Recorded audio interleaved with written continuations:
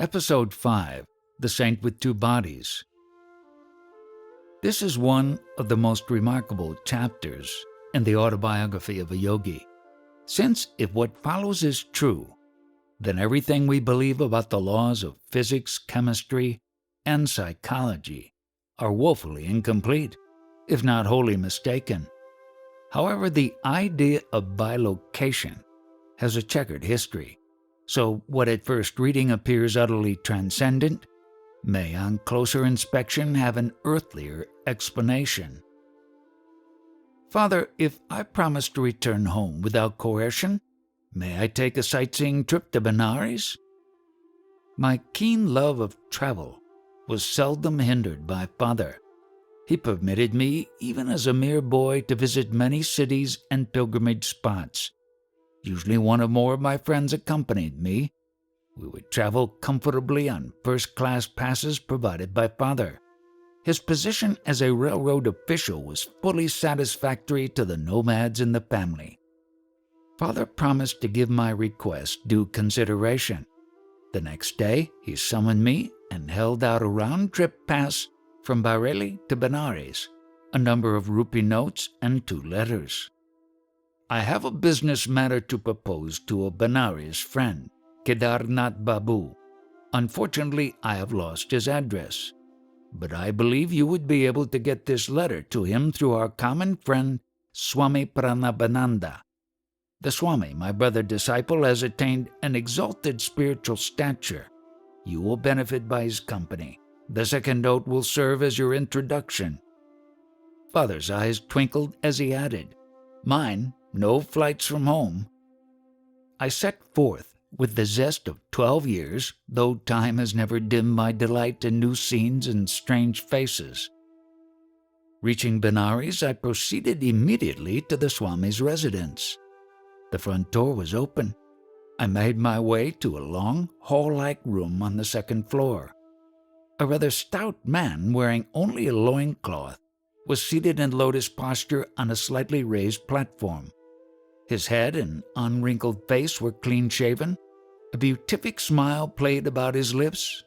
To dispel my thought that I had intruded, he greeted me as an old friend. "Baba Anand, bliss to my dear one." His welcome was given heartily in a childlike voice. I knelt and touched his feet. "Are you Swami Pranabananda?" He nodded. "Are you Bhagavati's son?"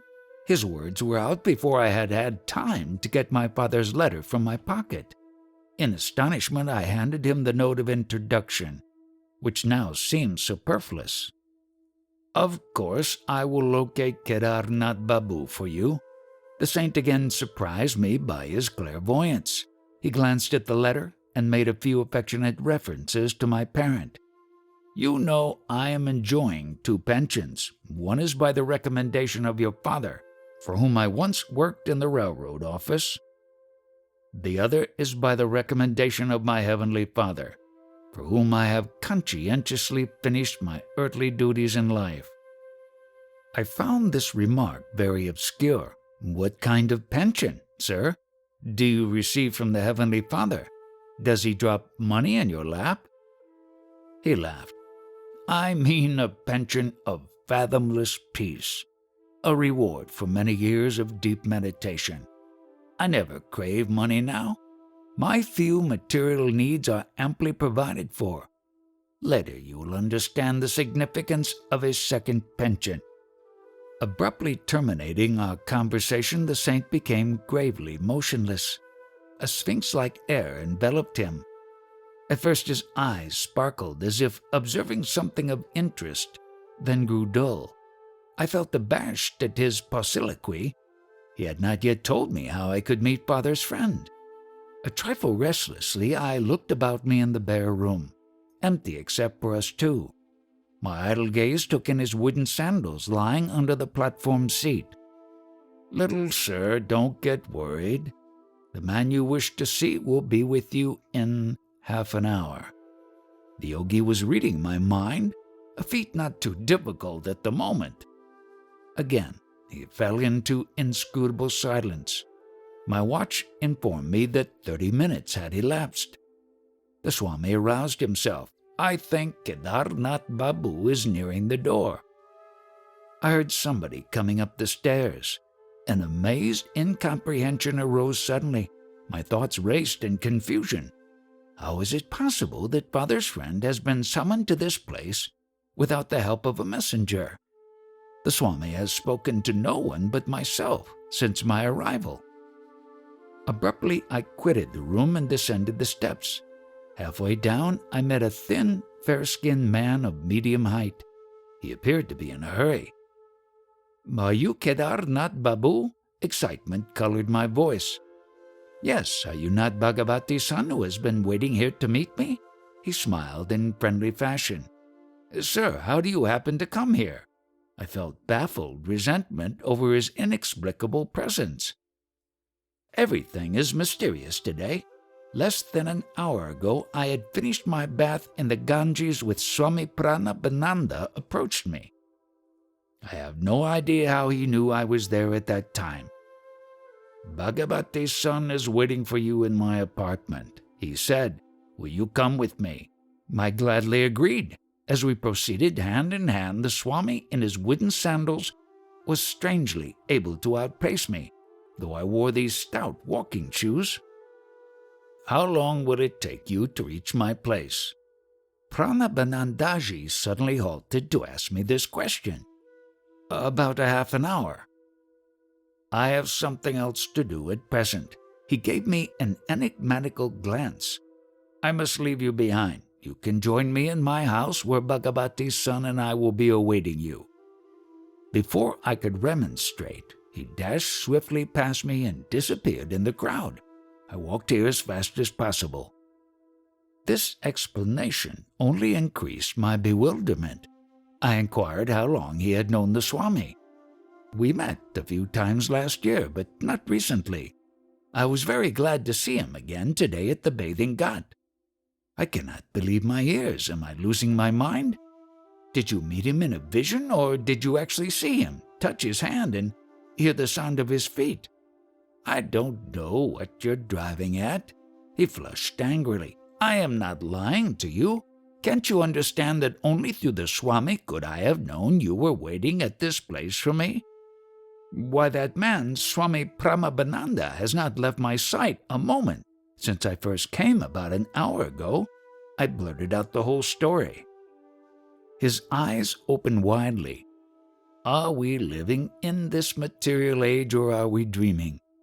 I never expected to witness such a miracle in my life. I thought this Swami was just an ordinary man, and now I find he can materialize an extra body and work through it." Together, we entered the saint's room.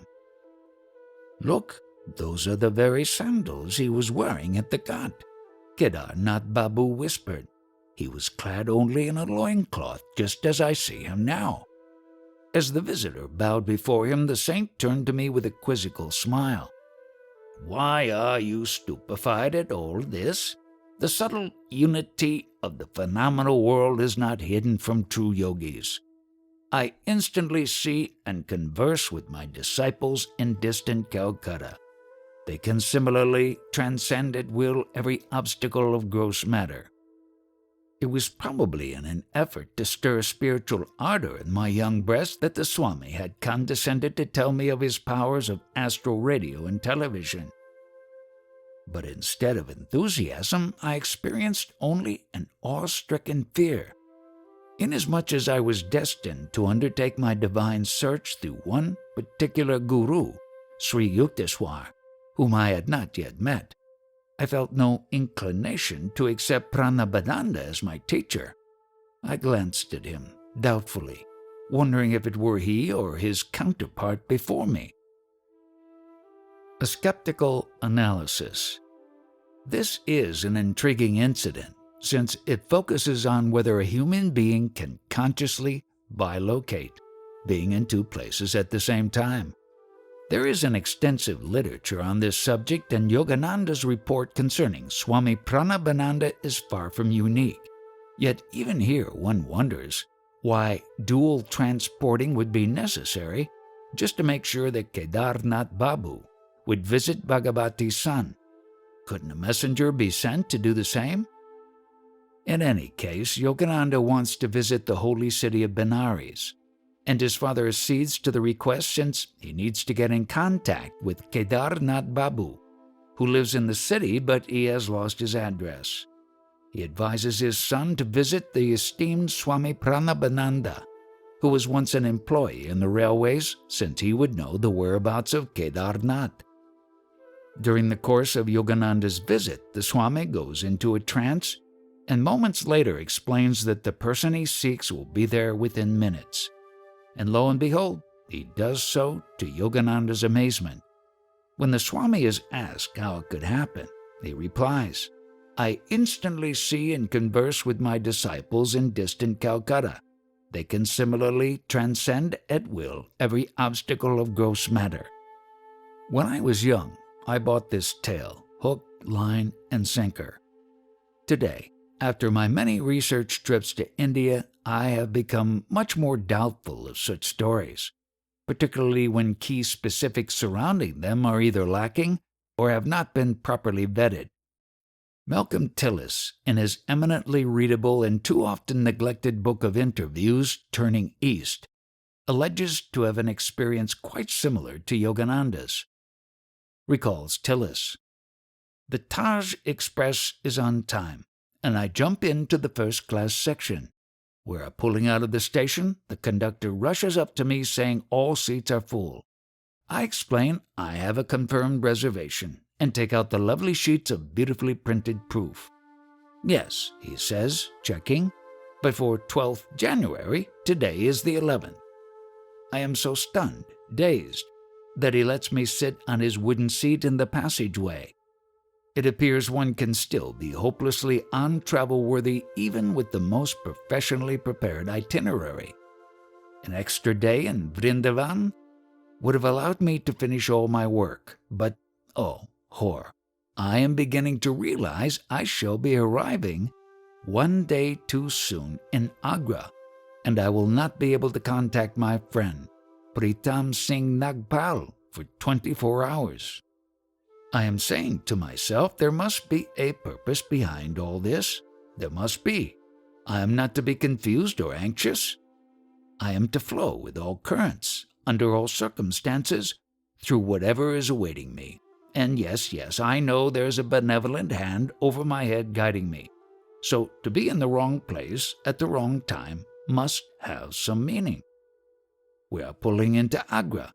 The tourists are being directed to the waiting deluxe coaches off to see the Taj Mahal. The porters are barging through the rush of passenger activity. They kick the stray dogs out of the way. They walk round the noble cows. I stand still on the platform, surrounded by my sad luggage. We are waiting for the excitement to simmer down. But who is this running toward me, laughing, shouting? Pritam Singh Nagpal, my friend. Here?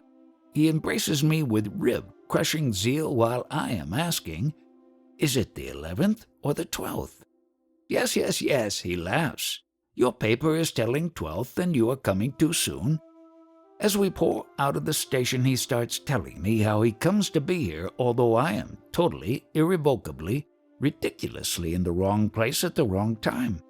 When we get to his house, I ask him to write the whole incident down. I am reproducing it here as it came out in his own words. Pritam Singh Nagpal, Bilagang, Agra 4, 13th January 1881.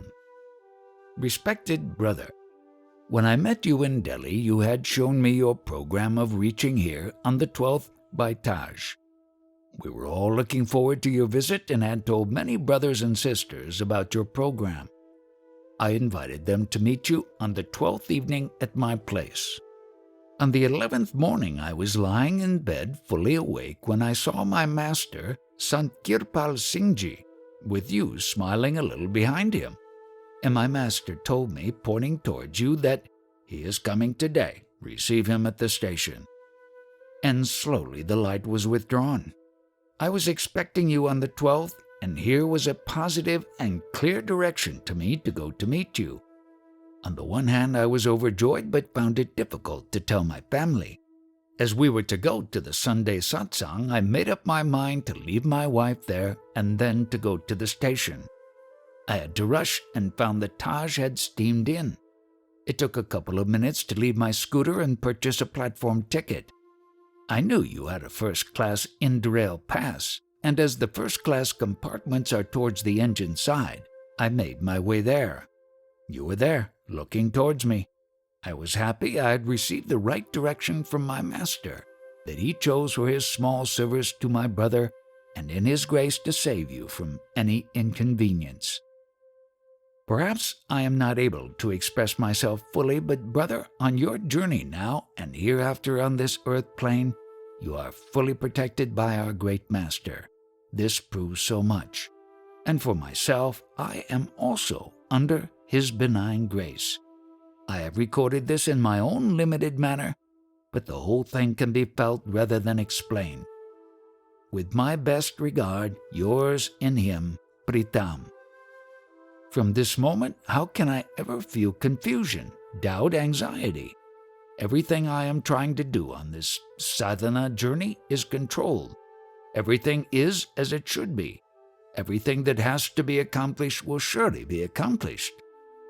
Interesting. I heard this story from Malcolm Tillis's own lips when he was living in Mussoorie, North India, and I was studying Hindi just down the road at Landour Language School, circa summer 1983. I also got the chance to read his account in manuscript form years before it was published. Moreover, I also got to know Pritam Singh Nagpal personally. He even served as my special guide and interpreter when I interviewed Agam Prasad Mathur, the current guru, at Pipal Mandi, Agra, in the late 1980s.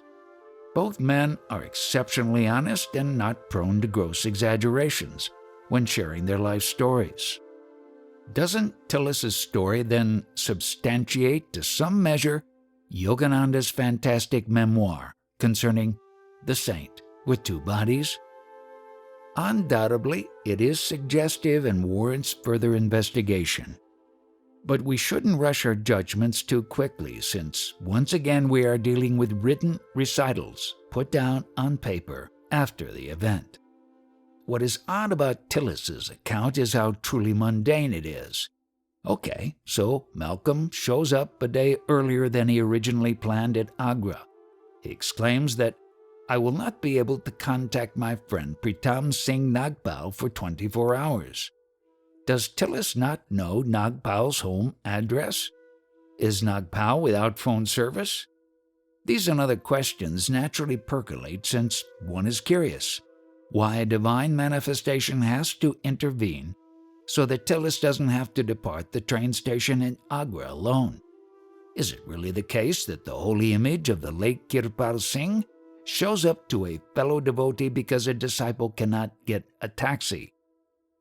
My own hunch, and I realize that it is merely that, is the following. Religious visions arise within an informational context, which is elemental in understanding why, when, where, and how they arise. I don't doubt that Nagpal had a vision that Tillis might indeed be arriving a day earlier. But I suspect it was because Nagpal was anxious about his friend's arrival and may have intuited, consciously or otherwise, that Malcolm was confused about the exact date, since Sundays are less crowded than Mondays when everyone has to work. Also, let's imagine the opposite. Nagpal has a vision of Tillis's early arrival, and yet he doesn't show up until the next day. Would such a missed opportunity get written up in a book?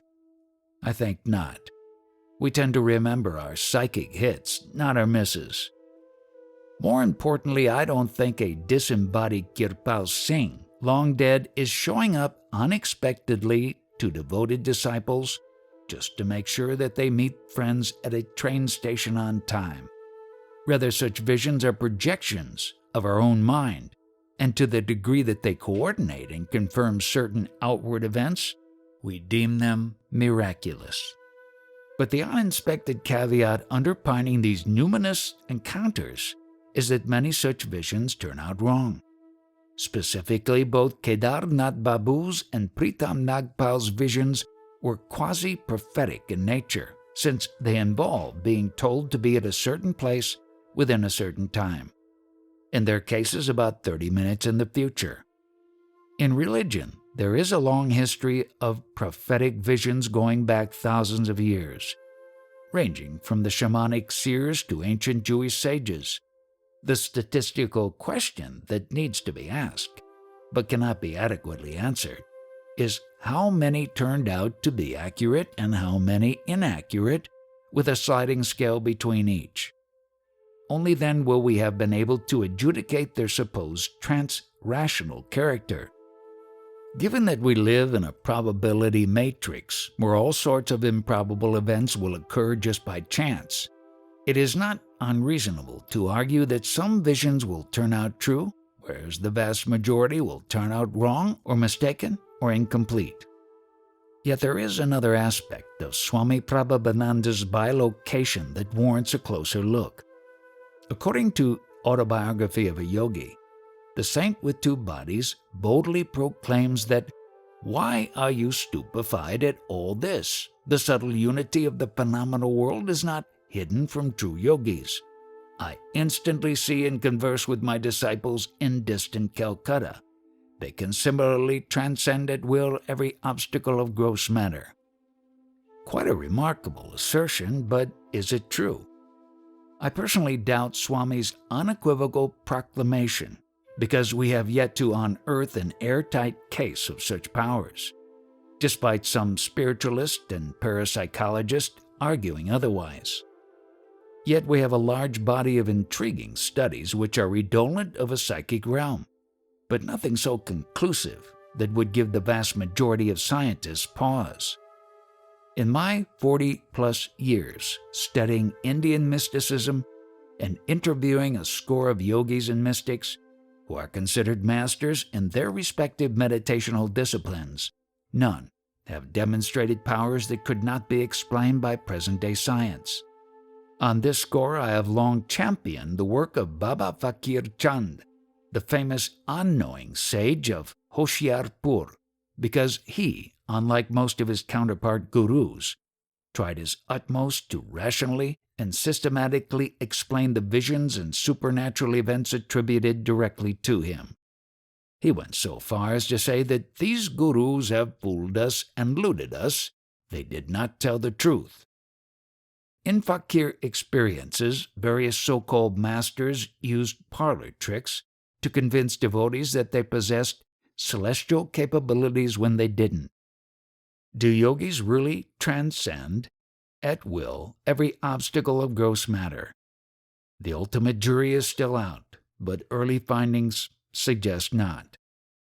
But let me not end this chapter on a cynical note, since if Swami Prabhavananda and others of his ilk are telling the truth, then it should be very easy for us to verify their extraordinary claims. It would be completely refreshing for us skeptics to be shown how truly wrong we are to be so suspicious.